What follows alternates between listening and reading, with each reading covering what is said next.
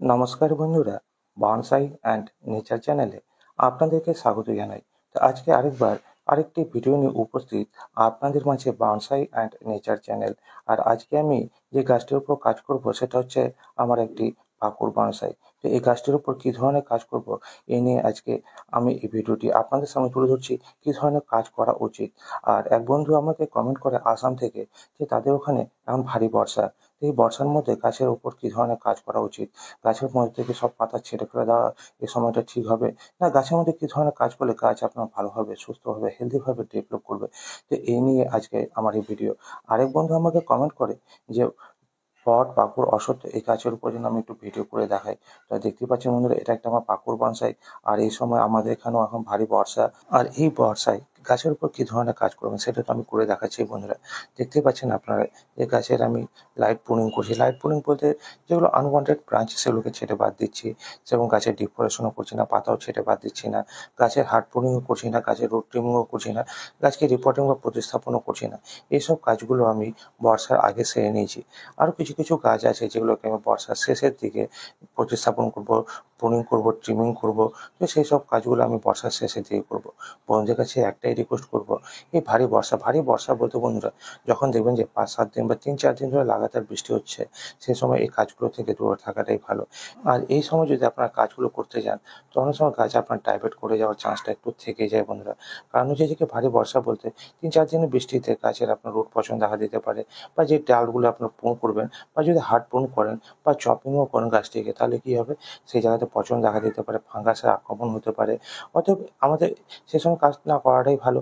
যদি গাছকে আমরা ভালোভাবে হেলদিভাবে একটা সুন্দর বনসাই রূপান্তরিত করতে চাই বা সুন্দর আকার দিতে চাই, তাহলে বর্ষার আগে আমাদের এইসব কাজগুলো সেরে নেওয়াটা ভালো। যেরকম হচ্ছে কি, রিপোর্টিং, প্রতিস্থাপন, hard pruning, chopping, root trimming, এ ধরনের কাজগুলো বর্ষার আগে সেরে নিয়ে বর্ষার মধ্যে গাছকে ভালোভাবে হেলদিভাবে বেড়ে ওঠার জন্য, নিজের মতো করে বেড়ে ওঠার জন্য ছেড়ে দেওয়াটাই ভালো বন্ধুরা।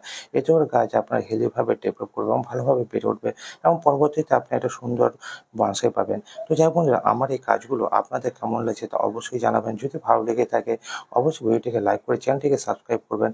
আর এই বর্ষার মধ্যে কী ধরনের কাজ করবেন সেটা তো আমি করে দেখাচ্ছি, এটা দেখতে থাকুন।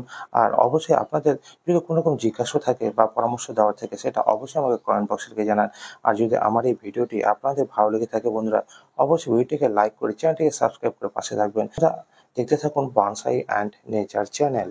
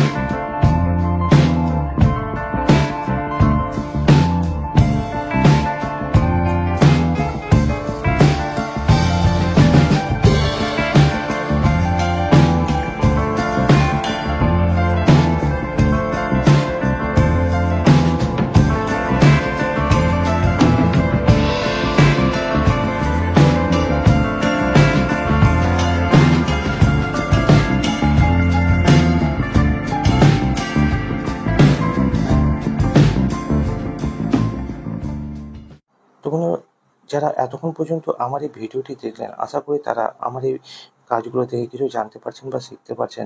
যদি কিছু জানতে পারেন বা কিছু শিখতে পারেন, অবশ্যই ভিডিওটিকে লাইক করবেন, চ্যানেলটিকে সাবস্ক্রাইব করবেন। আর আপনাদের মনে কোনো রকম যদি জিজ্ঞাসা থাকে বা পরামর্শ দেওয়ার থাকে, অবশ্যই আমাকে কমেন্ট বক্সে লিখে জানাবেন। আমি আপনাদের কমেন্টসের উপর অবশ্যই ভিডিও তুলে ধরবো বা আপনাদের কমেন্টসের রিপ্লাই অবশ্যই দেবো। তো বন্ধুরা, এইভাবে সাথে থাকুন, পাশে থাকুন। আর এইভাবে আপনাদের ভালোবাসা, সহযোগিতা হাত বাড়িয়ে দিয়ে আমার এই ছোট্ট চ্যানেলটিকে এগিয়ে নিয়ে যেতে সাহায্য করুন। তো বন্ধুরা, আজকে এই পর্যন্তই। দেখা হবে আবার নতুন কোনো কাজের উপর কাজ নিয়ে বা আপনাদের কমেন্টসের উপর ভিডিও নিয়ে। তো সেই সব ভিডিওগুলোকে পাওয়ার জন্য অবশ্যই চ্যানেলটির পাশে থাকুন। তো বন্ধুরা, আজকে এই পর্যন্তই।